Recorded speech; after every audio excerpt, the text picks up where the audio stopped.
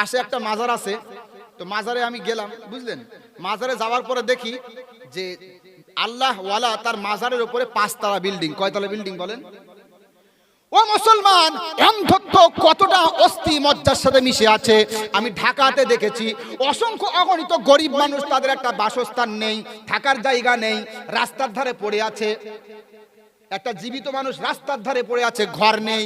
আর যে মানুষটা মারা গেছে তার মাজারের উপরে 10 তলা বিল্ডিং। বুঝতে পেরেছেন এই জাতি কতটা ধ্বংসের দ্বার প্রান্তে উপনীত হয়েছে? বুঝতে পেরেছেন? মাজারে আমি গেলাম, ও মুসলমান, অসংখ্য অগণিত মুসলমান, অসংখ্য অগণিত মানুষ মাজারে সেজদা করছে। বলেন নাউজুবিল্লাহ। মাজারে সেজদা করছে। আপনারা কি করেন? এই মাজারে সেজদা করা আপনারা বিশ্বাস করেন নাকি? মাজারে কেউ যদি সেজদা করে তাহলে তার দুইটা অবস্থান হতে পারে। একটা হলো তাজিমান সেজদা, অর্থাৎ সম্মান সূচক সেজদা। এই সেজদাও ইসলামী শরীয়তে হারাম। আর কেউ যদি তাজিমান সেজদা না মনে করে, কবরের মধ্যে যিনি ঘুমিয়ে আছে তিনি অলৌকিক ক্ষমতার অধিকারী, তিনি আমার কল্যাণ অকল্যাণ সাধন করতে পারবে, আমার কল্যাণ অকল্যাণের ব্যাপারে তার হস্তক্ষেপ রয়েছে, এই রকম ধারণার বশবর্তী হয়ে কেউ যদি মাজারে সেজদা করে, ওই ব্যক্তিটা মুসলমান থাকে না। ঠিক না ঠিক বলেন? ও মুসলমান, সহিহ বুখারী 1 নম্বর খণ্ড কিতাবুল ঈমানের মধ্যে একটা বিশুদ্ধ হাদিস আছে, যার অন্তরে সরিষার দানা পরিমাণ ঈমান আছে, ওই ব্যক্তিকে আল্লাহ জাহান্নাম থেকে বাঁচিয়ে নেবে, ওই ব্যক্তিকে আল্লাহ জান্নাত দেবে। ঠিক না ঠিক? এই জানেন না আপনারা হাদিসটা? এই যার অন্তরে সরিষার দানা পরিমাণ ঈমান আছে তাকে একদিন না একদিন জাহান্নাম থেকে বাহির করবে। হাদিস জানেন না আপনারা? জানেন তো নাকি? এই হাদিসটা সবাই জানে, কারণ জাহান্নাম থেকে তো বাঁচা লাগবে। ঠিক না? নামাজ যারা পড়ে না তাদেরকে যখন বলবেন ভাই নামাজ পড়তে হয়, বলবে হুজুর আরে জাহান্নামে দেয় দিক না, একদিন না একদিন তো বাহির করবে। তার মানে ও আগে থেকেই স্বীকার করছে যে আমি কোথায় যাব। এই বলেন না কেন জাহান্নামে যাবে, আগে থেকে স্বীকার করছে। বুঝলেন তো? হ্যাঁ, অবশ্যই অন্তরে যদি বিশুদ্ধ ঈমান থাকে একদিন না একদিন আল্লাহ ছাড় দেবে, কিন্তু এর জন্য শর্ত হলো শিরক এবং কুফরি আপনার অন্তরে থাকা যাবে না। শিরক এবং কুফরি, কেউ যদি শিরকি কর্মকাণ্ড করে আল্লাহ তাকে মাফ করবেন না। মহান আল্লাহ বলছেন, ইন্নাল্লাহা লা ইয়াগফিরু আন ইউশরাকা বিহি ওয়া ইয়াগফিরু মা দুনা যালিকা লিমান ইয়াশা। সূরাতুন নিসা 48 নম্বর আয়াত এবং সূরাতুন নিসা 116 নম্বর আয়াত।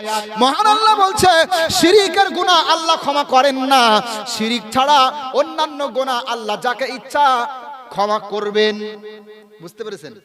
শিরকের গুনাহ আল্লাহ চাইলে ক্ষমা করতে পারেন, কিন্তু এই শিরক ছাড়া অন্যান্য গুনাহ আল্লাহ চাইলে ক্ষমা করতে পারেন, কিন্তু শিরকের গুনাহ আল্লাহ মাফ করবেন না।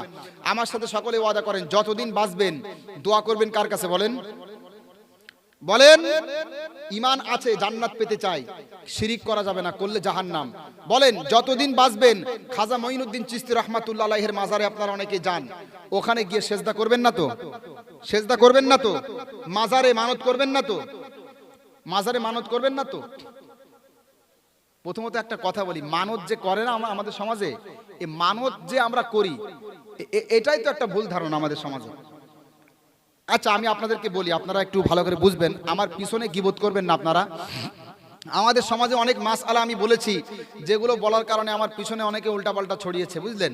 অনেক মাসআলা বুঝতেই পাচ্ছেন, সমাজের এক শ্রেণীর মৌলভীরা থাকে, জীবনে কখনো হাদিস কোরআন পড়ার সৌভাগ্য হয় না, নেড়া আরবি সামনে খুলে দিলে দাঁত মুখ সব খুলে পড়ে যাবে। ঠিক আছে? কোরআনের ব্যাখ্যা বিশ্লেষণ বোঝে না, তারা আমার পিছনে লাগে, উল্টাপাল্টা বলে কিছু মাসআলা বলার কারণে। আপনাদের কাছে একটা মাসআলা আমি বলি, বিতর্কিত মাসআলা না, মসলাটা আমি বলবো না, আপনাদের মুখ থেকে স্বীকার করিয়ে নেব, তাহলে আমার পিছনের আপনারা গীবত করতে পারবেন না, আপনারাই ফতোয়াটা দেবেন, আমি দেব না। ঠিক আছে ভাই? আচ্ছা আমি বলি এবার, মনে করেন আমি বিপদে পড়লাম, মনে করেন আমি রোগে আক্রান্ত হয়েছি, আমি বিপদে পড়েছি, আমি রোগে আক্রান্ত হয়ে বিপদে পড়ার পরে বললাম আল্লাহকে, বললাম আল্লাহ তোমার রাস্তায়, তোমার মাদ্রাসাতে, মসজিদে আমি 1000 টাকা দান করলাম, এই দানের ওসিলাতে আপনি আমাকে সুস্থ করে দেন। আল্লাহকে বললাম আল্লাহ তোমার রাস্তায় অগ্রিম 1000 টাকা দান করলাম, এই দানের ওসিলাতে, এই দানের বিনিময়ে আপনি আমাকে সুস্থ করে দেন। এটা সঠিক নাকি আল্লাহকে বললাম আল্লাহ যদি আপনি আমাকে সুস্থ করে দেন তবে আপনার রাস্তায় 1000 টাকা দেব? কোনটা সঠিক? এই আপনারা কথা বলা লাগবে, কথা বলতে হবে, কথা না বললে বলো আমি বক্তব্য করতে পারি না। বুঝলেন? কেন বলেন তো? আমি বললে আপনারা বলবেন হুজুর আমাদের বিরুদ্ধে বলে গেল। কারণ কি, আপনাদের সমাজে অনেক ভণ্ডামি আছে যেগুলো সম্পর্কে আলোচনা করা দরকার। আপনারা বলেন, আমি বলবো না। বলেন, আমি আল্লাহকে বললাম, আল্লাহ আমি তোমার রাস্তায় 10 টাকা দান করলাম, এই দানের ওসিলাতে আমার রোগটা তুমি ভালো করে দাও, আমাকে সুস্থ করে দাও, এটা সঠিক? নাকি আল্লাহকে বললাম, আল্লাহ যদি আপনি আমাকে সুস্থ করে দেন তবে আপনার রাস্তায় 10 টাকা দান করব, কোনটা সঠিক বলেন তো? সবাই বলতে হবে। ওই মুসলমান, কোনটা সঠিক? আগেরটা সঠিক না? আমাদের সমাজে কোনটা চলে? আমাদের সমাজে কোনটা চলে? আমাদের সমাজে দ্বিতীয় মান্যতটা চলে বেশি বেশি করে। এমনকি মসজিদে মান্যতের খানাও খাওয়ানো হয়, আছে না নেই? ঠিক না? এই কথা বলতে গেলে অনেক হুজুর আমার পিছনে বলবে, কিন্তু বিশ্বাস করেন আল্লাহর ভয় তাদের মধ্যে নেই। আল্লাহর ভয় যদি তাদের মধ্যে থাকতো, আল্লাহর কোরআনকে সাক্ষী রেখে বলছি, নবীজি মুহাম্মদ সাল্লাল্লাহু আলাইহি ওয়াসাল্লামের হাদিসকে সাক্ষী রেখে বলছি, আল্লাহর সাথে এগ্রিমেন্ট, আল্লাহর সাথে চুক্তি, এটা কখনো ইসলাম সমর্থন করে না। আল্লাহর সাথে এগ্রিমেন্ট করছে, আল্লাহ যদি আপনি আমাকে সুস্থ করে দেন তবে আপনার রাস্তায় 10 টাকা দান করব। মানে আল্লাহ কি ফকির নাকি? আল্লাহ ফকির? এটা তো যুক্তি বললাম, এবার হাদিস থেকে দলিল দিচ্ছি। এটা যে নিষিদ্ধ, হাদিস থেকে বলছি। সহিহ বুখারী কিতাবুল আইমান ওয়ান নুজুর, সহিহ বুখারী কিতাবুন নুজুরি ওয়াল আইমান, এখানে স্পষ্ট হাদিস উল্লেখ। নাহান নবী সাল্লাল্লাহু আলাইহি ওয়াসাল্লাম আনিন নাজরি ওয়া ক্বালা ইন্নাহু লা ইয়ারুদ্দু শাইআন ওয়া ইন্নামা ইস্তাখরাজু বিহি মিনাল বাখিল আও কামা ক্বালা আলাইহিস সালাম। বিশ্ব নবী মুহাম্মদ সাল্লাল্লাহু আলাইহি ওয়াসাল্লাম তিনি বলেন, আল্লাহর নবী তিনি এই জাতীয় শর্তযুক্ত মান্যত, যেটা নিঃশর্ত নয়, যেটা আন-নাজরুল মুআল্লাক, আন-নাজরুল মুআল্লাক, শর্তযুক্ত মান্যত, এই মান্যত করতে নিষেধ করেছেন আল্লাহর নবী। তিনি বলছেন এই জাতীয় মান্যত মানুষের ভাগ্যে কোনো রকম পরিবর্তন আনতে পারে না, তবে যারা কৃপণ, যারা চামার, তাদের থেকে কিছু টাকা পয়সা বাহির করার একটা রাস্তা। বুঝতে পেরেছেন? এই আল্লাহর সাথে এগ্রিমেন্ট করবেন না। আমি মনে করেন এই ভাইকে বললাম, ভাই আপনি যদি আমার এই কাজটা করে দেন তবে আমি আপনার ওই কাজটা করে দেব।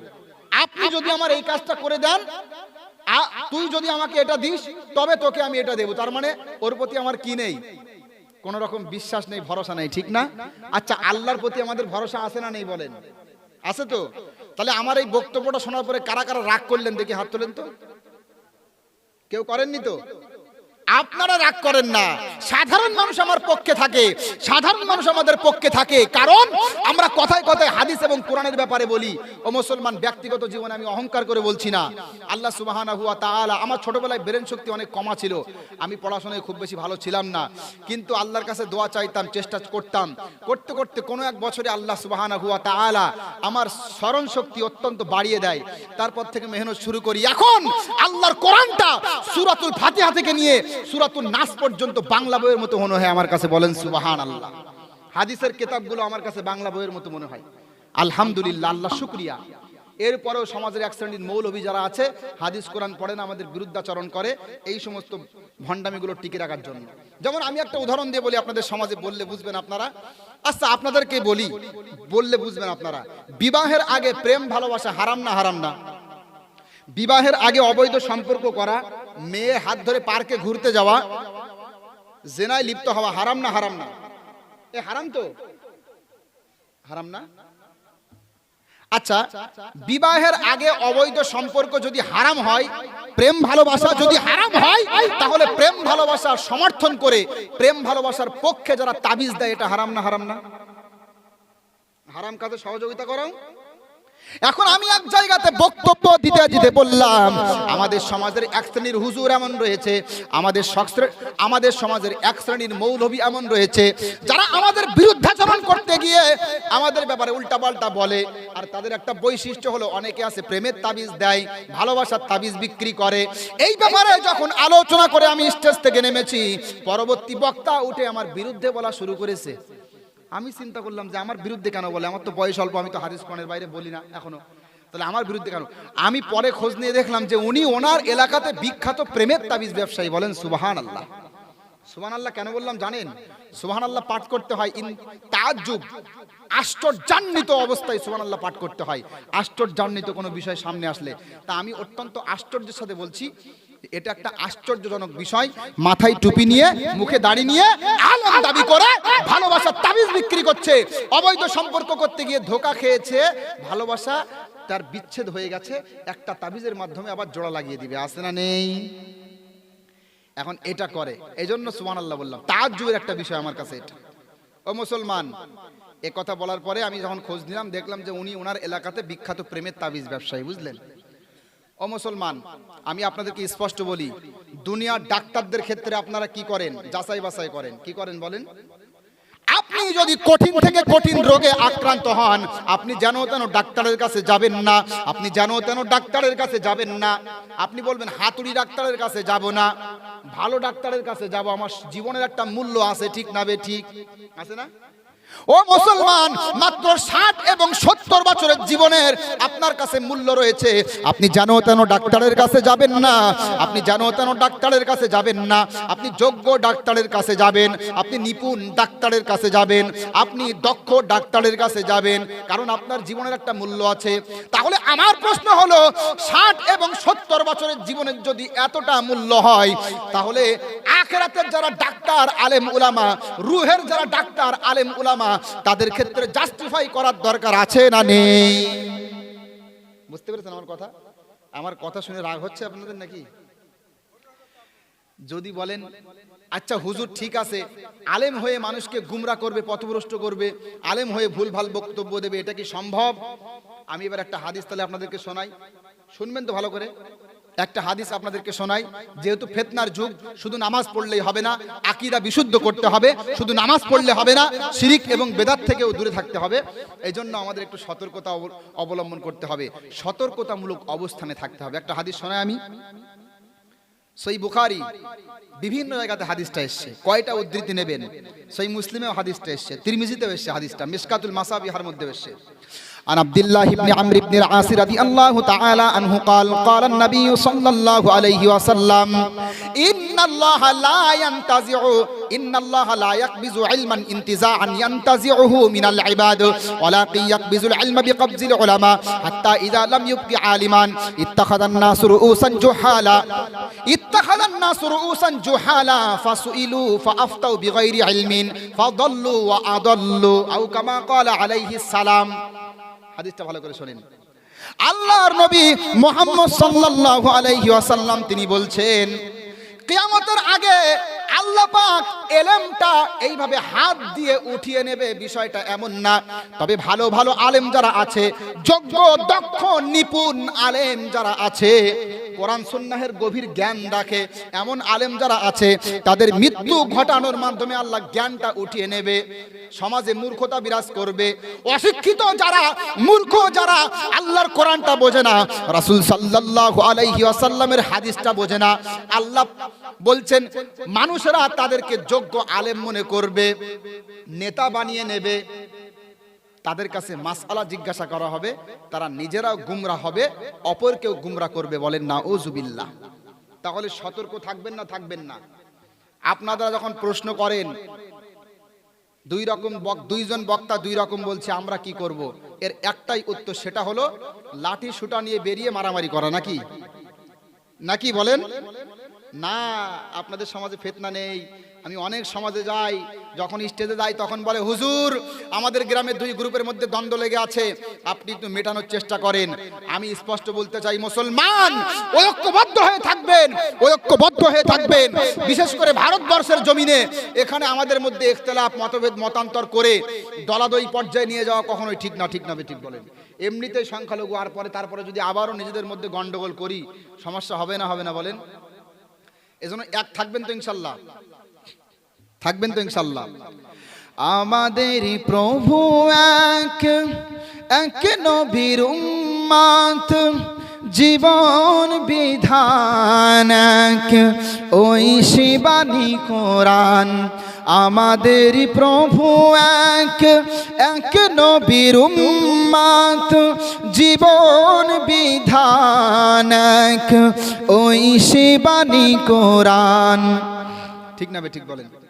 এ আমাদের আল্লাহ কয়জন, নবী কয়জন? নবী তো অনেক আছে, কিন্তু আমাদের অনুসৃত নবী একজন। মক্কা এক না দুইটা? মদিনা, কাবা এক। তাই বলছেন, তবে কেন এক নও হে মুসলমান, এক হও এক হও করিয়াও ভান। তবে কেন এক নও হে মুসলমান, এক হও এক হও করিয়াও ভান। এক থাকবেন তো ইনশাল্লাহ? এক হতে গেলে দুইটা জিনিস করতে হবে। আমার কাছে অনেকে প্রশ্ন করে বড় বড় মাজলিসে গেলে, হুজুর মুসলিম উম্মাহর ঐক্য নিয়ে কথা বলুন এবং মুসলমান আলেমরা সাধারণ মানুষ এক জায়গাতে একত্রিত হতে পারবে, কি করলে এটা আপনি বলেন? আমি স্পষ্ট বলে যাই, যেহেতু সময় শেষ হয়ে যাচ্ছে, আমি স্পষ্ট বলে যাই, দুইটা জিনিস ফলো করলে মুসলমানদের মধ্যে ঐক্য সম্ভব হবে। কয়টা জিনিস বলেন? এই কয়টা জিনিস বলেন? দুইটা জিনিস ফলো করতে হবে। প্রথম নাম্বার হলো, দুইটা জিনিস ফলো করলে মুসলমানদের মধ্যে ঐক্য আসবে। যেহেতু আমার শিক্ষক এখানে এসছেন আর আমার সময় শেষ হয়ে আসছে, তো আমি এই শেষ কথাটা বলেই বিদায় নেব। হুজুর কিন্তু আমার শিক্ষক, আপনারা জানেন তো নাকি? আপনাদেরকে আমি মসজিদের ইমাম সাহেব যিনি, সাতবিড়িয়া মাদ্রাসাতে আমি একসময় পড়াশোনা করেছিলাম ছোটবেলায়, সেই সময় আমরা তার কাছে পড়েছিলাম। যাই হোক, অত্যন্ত বিনয়ী, ভালো, অত্যন্ত দক্ষ মানুষ। আল্লাহ সুবহানাহু ওয়া তাআলা আতালাল্লাহু উমরাহু ওয়া আকসারাল্লাহু ফিনা মিসলাহু, বলেন আমিন। যাই হোক, তো বিষয়টা হলো মুসলিম উম্মাহর ঐক্য কিভাবে সম্ভব, এ সম্পর্কে দুই একটা কথা বলে আমি বিদায় নেব। এটা অত্যন্ত গুরুত্বপূর্ণ মনে করছি আমি। মুসলিম উম্মাহর ঐক্যের জন্য প্রথম নাম্বার হলো, কোরআন এবং সুন্নাহের মধ্যে যেগুলো আছে সবগুলো আপনাকে বিশ্বাস করা লাগবে। এই বিশ্বাস যদি না করেন তাহলে ঐক্য সম্ভব না। যেমন আমাদের মধ্যে মতবিরোধ আছে, আমিন জোরে হবে নাকি আসতে হবে, এরপরে হাত বুকে বাঁধবে নাকি নাভিতে বাঁধবে, ঠিক না ঠিক বলেন? আছে না? এ সম্পর্কে আমাদের বিশ্বাস হলো সবকটাই যেগুলো হাদিস দ্বারা প্রমাণিত, সহিহ সনদ দ্বারা প্রমাণিত, সবকটাই সঠিক। তবে আমাদের সমাজে যেটা প্রচলিত আছে বা আমাদের ওলামায়ে কেরাম তাদের গবেষণাকে আমরা প্রাধান্য দিয়েছি, আমরা সেটা মেনে চলবো, অন্যটাকে আমরা অস্বীকার করব না। তাহলে ঐক্যবদ্ধ হওয়া সম্ভব না। আমাদের মধ্যে একটা গ্রুপ এমন আছে, এরা একেবারেই সব অস্বীকার করে ফেলে, বুঝলেন? মানে ওরা যেটা করবে ওটাই সঠিক, বাদ বাকি সব ভুল। এটা করা যাবে না। তিরমিজি শরীফ 59 নম্বর পৃষ্ঠা শেষের দিকে হাদিস লেখা আছে, রাসূল সাল্লাল্লাহু আলাইহি ওয়াসাল্লাম যখন আমিন বলতেন তখন জোরে বলতেন। আবার 60 নম্বর পৃষ্ঠা শুরুর লাইনে হাদিস লেখা আছে, রাসূল যখন আমিন বলতেন হালকা জোরে আস্তে আমিন বলতেন। দুইটা হাদিসই সহিহ, বলেন সুবহানাল্লাহ। একটাকে আমরা মানবো কিন্তু আরেকটাকে অস্বীকার করবো না। অস্বীকার করলে দলাদলি হবে, যেমন একটা দল বিচ্ছিন্ন হয়ে গেছে। এই প্রথম নাম্বার এটা। আর দ্বিতীয় নাম্বার, ঐক্যবদ্ধ হতে গেলে এই জাতীয় যা আছে সবকিছুই, তবে সমাজে যেটা প্রচলিত হাদিস দ্বারা প্রমাণিত আমরা মানবো। দ্বিতীয় নাম্বার, যদি মুসলমানদের ঐক্যবদ্ধ আপনি চান, তাহলে দ্বিতীয় নাম্বার যেটা ফলো করতে হবে সেটা হলো হাদিস এবং কোরআনের মধ্যে যেগুলো নেই, কোরআন সুন্নাহর মধ্যে যেগুলো নেই, গ্রহণযোগ্য ইজতিহাদের মধ্যে যেগুলো নেই সেগুলো বর্জন করা। যেমন শিরিক এবং বিদআত, ঠিক না ঠিক? শিরিক বিদআত বর্জন করতে হবে, কোরআন হাদিসে যেগুলো আছে সেগুলো মেনে চলতে হবে। এইগুলো যদি আমরা করি তাহলে এক জায়গাতে উপস্থিত হতে পারবো। চারটে মাযহাব আমাদের মধ্যে প্রচলিত আছে মাশাআল্লাহ। চার মাযহাবের ইমামদের মধ্যে ইখতিলাফ ছিল, কিন্তু কখনো ইফতিরাক অর্থাৎ দলাদলি পর্যায়ে পৌঁছায়নি, বলেন সুবহানাল্লাহ। তাই কবি বলছেন, তবে কেন এক নও হে মুসলমান, এক হও এক হও করিয়াও ভান। বাইতুল্লাহ এক, মদিনা শরীফ এক, ওহদ পাহাড় এক, বদরের মাঠ এক। একটা তো জীবন আর মরণ যে একটাই, একটা তো জীবন আর মরণ যে একটাই, একই সাথে মিলে মিশে